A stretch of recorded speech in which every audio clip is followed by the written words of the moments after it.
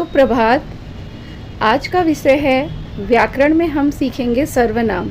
सर्वनाम किसे कहते हैं, इसको अच्छे से जानेंगे, इसकी परिभाषा, इसके कितने प्रकार हैं उदाहरण के साथ। तो चलिए हम शुरुआत करते हैं आज की ये कक्षा।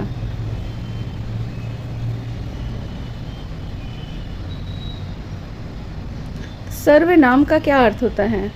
सब नाम के स्थान पर, मतलब सभी नामों के स्थान पर जिन शब्दों का प्रयोग होता है वह सर्वनाम होते हैं। जैसे राम ने कहा कि वह बाजार जा रहा है, वह राम के स्थान पर। सीमा ने कहा कि मैं खाना बना रही हूँ, मैं सीमा के स्थान पर। तो ये मैं शब्द क्या है? सर्वनाम है। वह क्या है? सर्वनाम है।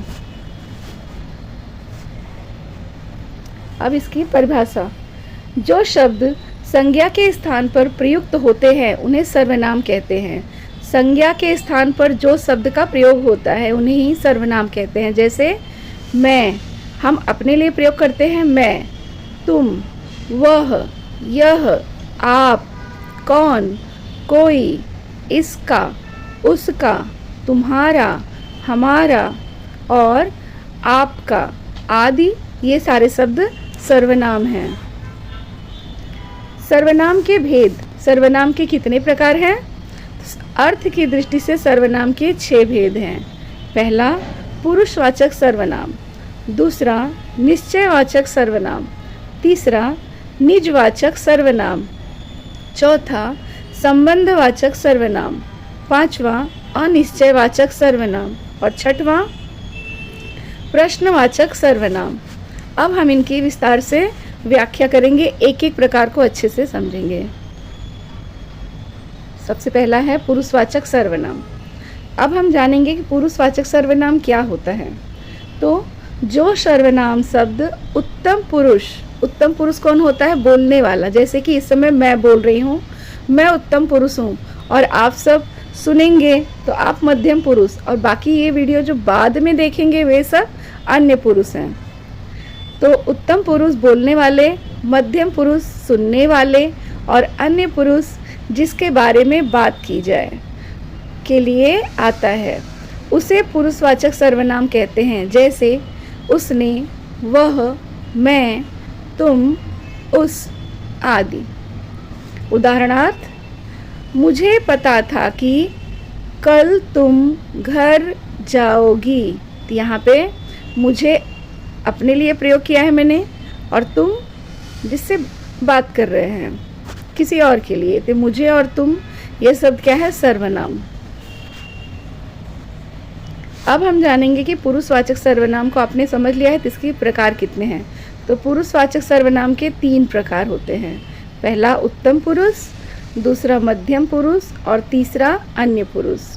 उत्तम पुरुष बोलने वाले को कहते हैं। बोलने वाला होता है वक्ता, वक्ता ही उत्तम पुरुष होता है। मध्यम पुरुष जिससे बात की जाए, और अन्य पुरुष जिसके बारे में बात की जाए। अब हम एक एक को समझेंगे कारक, कर्ता, कर्म और संबंध के साथ।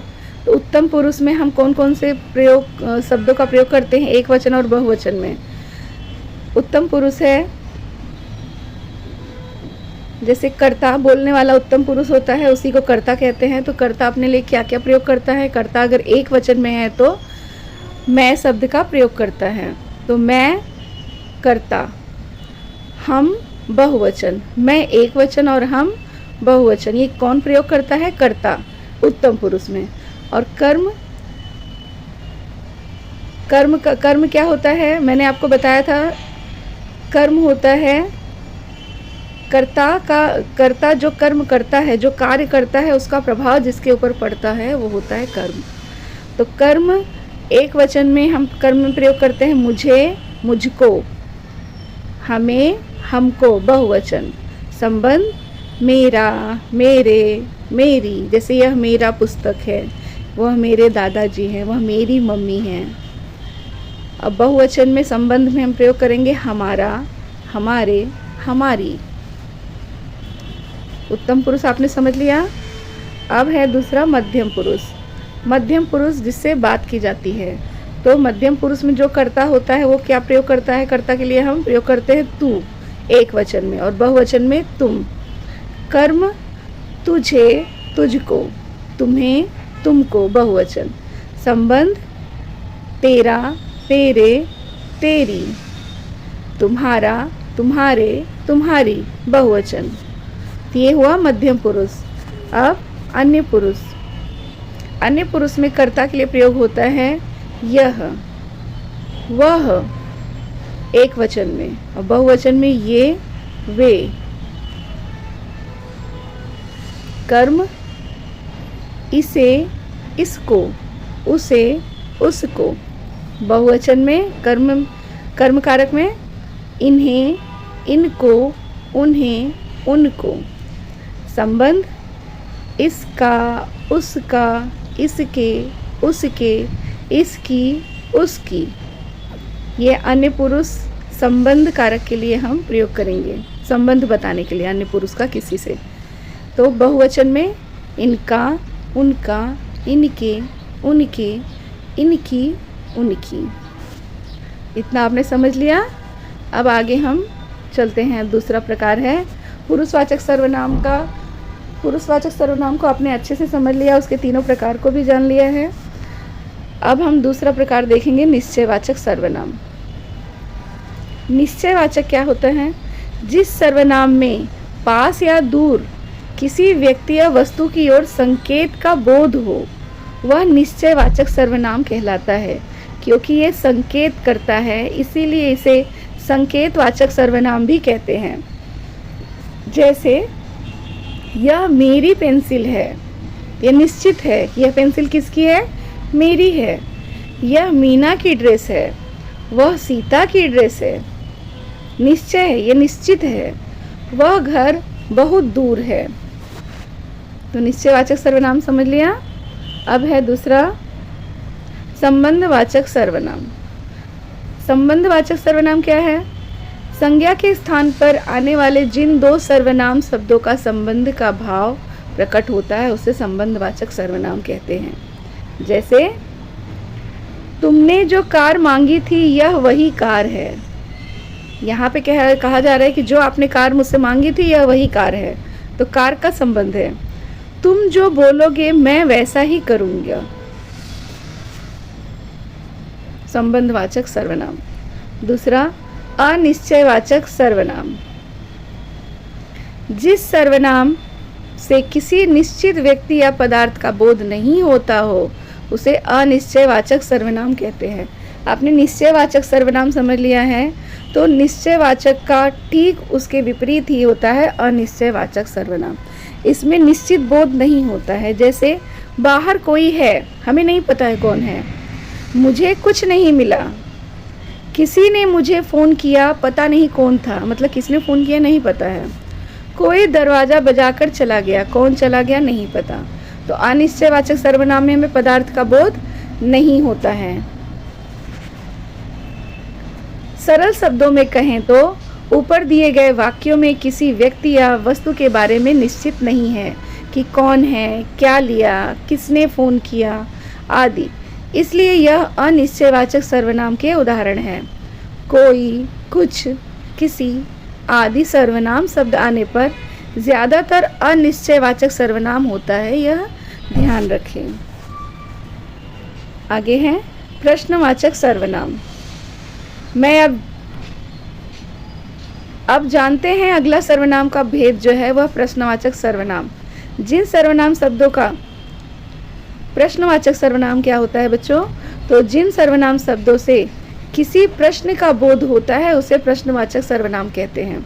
ये आपको लिखने की ज़रूरत नहीं है। तो जिन सर्वनाम शब्दों से किसी प्रश्न का बोध होता है, उसे प्रश्नवाचक सर्वनाम कहते हैं, और इसमें प्रश्नवाचक चिन्ह भी लगता है। जैसे तुम कौन हो, प्रश्न का पता चल रहा है। तुम्हें क्या चाहिए, तुम यहाँ कब आई, वहाँ कौन गिरा था, यहाँ क्या रखा है आदि सभी प्रश्नवाचक सर्वनाम के उदाहरण हैं। आगे है निजवाचक सर्वनाम। तो जो सर्वनाम तीनों पुरुष मतलब उत्तम, मध्यम और अन्य में अपना होने की अवस्था या भाव या अपनापन निजता का वह निजवाचक सर्वनाम कहलाते हैं। जो शब्द से हमें पता चलता है कि जिन सर्वनाम शब्दों से हमें निजता का बोध हो, अपनेपन का बोध हो, जैसे ये काम मैं खुद कर लूँगा, अपने आप कर लूँगा, स्वयं कर लूँगा, उसे ही निजवाचक सर्वनाम कहते हैं। सरल शब्दों में निज का अर्थ होता है स्वयं। अपने लिए जब हम बात करते हैं तो निज का प्रयोग करते हैं।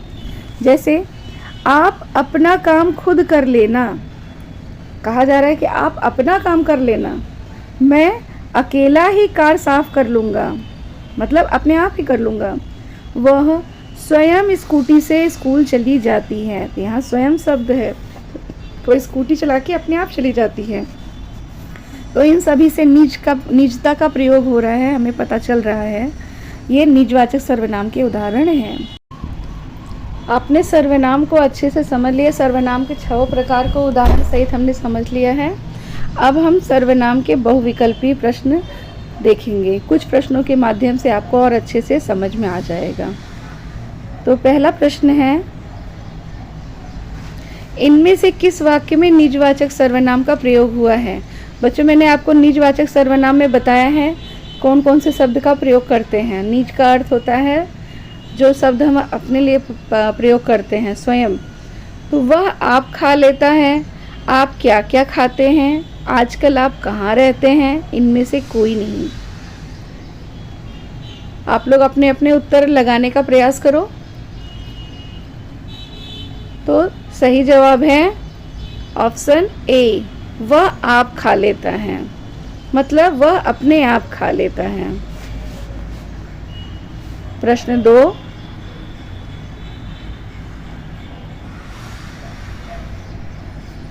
मैं आप चला जाऊंगा। इस वाक्य में आप कौन सा सर्वनाम है? आप लोग बताइए, इनमें से इस शब्द में जो आप दिया हुआ है यह कौन सा सर्वनाम है? मैं आप चला जाऊंगा, मतलब अपने आप चला जाऊंगा। पुरुषवाचक सर्वनाम, निश्चयवाचक सर्वनाम, निजवाचक सर्वनाम या संबंधवाचक सर्वनाम? तो सही जवाब है निजवाचक सर्वनाम।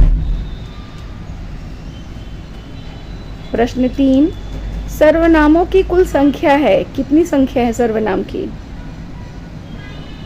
8, 10, 11 या 12?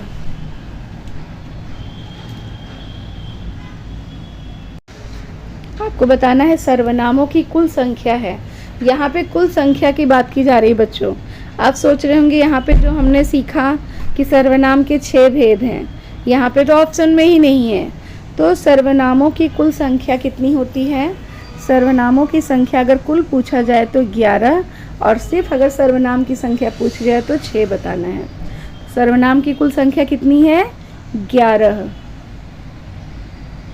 प्रश्न 4, आप कहाँ जा रहे थे? इस वाक्य में आप क्या है? अब आप बताओ। इससे हमें प्रश्न का पता चल रहा है ना बच्चों। निजवाचक सर्वनाम, निश्चयवाचक सर्वनाम, आप कहाँ जा रहे थे? इस वाक्य में आप क्या हैं? निजवाचक सर्वनाम, निश्चयवाचक सर्वनाम, प्रश्नवाचक सर्वनाम या पुरुषवाचक सर्वनाम? बच्चों, यहाँ पे किसी से पूछा जा रहा है कि आप कहाँ जा रहे थे, यह अपने लिए नहीं प्रयोग हो रहा है, इस बात का ध्यान रखना। तो निजवाचक सर्वनाम, निश्चयवाचक सर्वनाम, प्रश्नवाचक सर्वनाम या पुरुषवाचक सर्वनाम? यह तो प्रश्न है। अगर यह वाक्य पूछा जाए तो यह प्रश्नवाचक वाक्य है, लेकिन अगर इसमें सिर्फ आप पूछा गया है तो आप क्या है? पुरुषवाचक सर्वनाम। आज की कक्षा का यह 5वां और अंतिम प्रश्न है। आशा करती हूँ आपको सर्वनाम समझ में आ गया होगा। मेरे चैनल को लाइक एंड शेयर कीजिए, सब्सक्राइब कीजिए और बेल आइकन को प्रेस कीजिए सभी नोटिफिकेशन पाने के लिए। प्रश्न 5, इन वाक्यों में से किस वाक्य में वह का प्रयोग संबंधवाचक के रूप में हुआ है? वह घर पर रहकर ही अपना परिवार चला रहा है। वह घोड़ा है जो बहुत तेज दौड़ता है। वह पता नहीं क्या चाहता है। जो मेहनत करेगा वह सफल होगा। आप अपने उत्तर लगाने का प्रयास करो। यहाँ पे आपको बताना है कि वह जो वाक्य शब्द है, यह शब्द कौन से वाक्य में संबंधवाचक के रूप में प्रयोग हुआ है। तो सही जवाब है जो मेहनत करेगा वह सफल होगा, जो करेगा वह पाएगा। तो जो और वह, यहाँ पे बात की जा रही है कि जो मेहनत करेगा वही सफल होगा। ये संबंधवाचक का उदाहरण था। धन्यवाद।